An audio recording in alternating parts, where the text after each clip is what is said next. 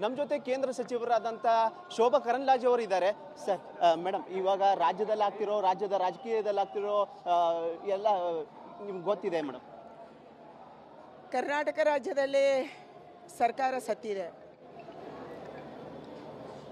ಪ್ರತಿ ತಿಂಗಳು 10 ಬಾಣಂತಿಯರು ಸಾಯ್ತಾ ಇದ್ದಾರೆ, ಗರ್ಭಿಣಿ ಸ್ತ್ರೀಯರು ಸಾಯ್ತಾ ಇದ್ದಾರೆ, ಶಿಶುಗಳ ಮರಣ ಆಗ್ತಾ ಇದೆ. ಅತ್ಯಂತ ಕಳಪೆ ಮಟ್ಟದ ಇಂಜೆಕ್ಷನ್ಗಳು ಮತ್ತು ಐವಿಗಳನ್ನು ಕೊಟ್ಟು ನೂರಾರು ಜನರ ಸಾವಿಗೆ ಕಾರಣ ಆದಂಥ ಸರ್ಕಾರ ಇದು. ಯಾವುದೇ ಅಭಿವೃದ್ಧಿ ಕೆಲಸ ಆಗ್ತಾ ಇಲ್ಲ. ಗ್ಯಾರಂಟಿ ಹೆಸರಿನಲ್ಲಿ ಎಲ್ಲ ಕೆಲಸವನ್ನು ಕೂಡ ನಿಲ್ಲಿಸಿಬಿಟ್ಟಿದ್ದಾರೆ. ಬೆಂಗಳೂರಲ್ಲಿ ಹೊಂಡ ತುಂಬಕ್ಕೆ ದುಡ್ಡಿಲ್ಲ ಅನ್ನುವಂಥ ಸ್ಥಿತಿ ನಿರ್ಮಾಣ ಆಗಿದೆ. ಪ್ರತಿನಿತ್ಯ ಜಗಳ ನಡೀತಾ ಇದೆ. ಅವರ ಕುರ್ಚಿಯನ್ನು ಉಳಿಸ್ಕೋಬೇಕು ಮತ್ತು ಕುರ್ಚಿ ಯಾರಿಗೆ ಸಿಗಬೇಕು, ಈ ಹೋರಾಟದಲ್ಲಿ ಜನರನ್ನು ಮರೆತಿದ್ದಾರೆ. ಇಂಥ ಒಂದು ಸರ್ಕಾರ ಇದೆ. ದಿನನಿತ್ಯ ಹಗರಣಗಳು ನಡೀತಾ ಇದೆ ಅಂತೆ. ಇರುವಂಥ ದುಡ್ಡು ಯಾವುದು ಕೇಂದ್ರದಿಂದ ಇವತ್ತು ಶೇರ್ ಬರ್ತಾ ಇದೆ ನಮ್ಮ GSTಯಲ್ಲಿ, ಆ ದುಡ್ಡನ್ನು ಕೂಡ ನುಂಗಿ ಹಾಕುವಂಥ ಒಂದು ದುಷ್ಟ ಶಕ್ತಿಗಳು ಕರ್ನಾಟಕದಲ್ಲಿ ರಾಜ್ಯವನ್ನು ಆಡಳಿತ ಮಾಡ್ತಾ ಇದ್ದಾರೆ.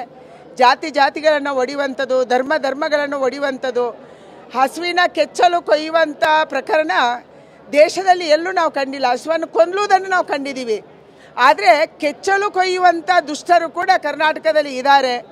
ಬ್ಯಾಂಕನ್ನು ಲೂಟಿ ಮಾಡುವಂಥವ್ರು, ATMಗೆ ದುಡ್ಡು ಹೋಗ್ತಾ ಇದ್ರೆ ಆಡು ಹಗಲೇ ಗುಂಡು ಹೊಡಿತಾರೆ, ATM ದುಡ್ಡನ್ನು ನಾಪತ್ತೆ ಮಾಡ್ತಾರೆ. ಅಂಥ ಒಂದು ಸರ್ಕಾರ ಇದೆ ಅಂತಂದರೆ ಅದು ಕರ್ನಾಟಕದಲ್ಲಿ ಇದೆ.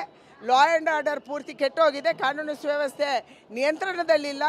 ಅವರ ಒಳಜಗಳದ ಕಾರಣಕ್ಕಾಗಿ ಕರ್ನಾಟಕವನ್ನು ಬಲಿ ಕೊಡುವಂಥ, ಕರ್ನಾಟಕವನ್ನು ದುರ್ಬಲ ಮಾಡುವಂಥ ಒಂದು ಸರ್ಕಾರ ಕರ್ನಾಟಕದಲ್ಲಿ ಇದೆ.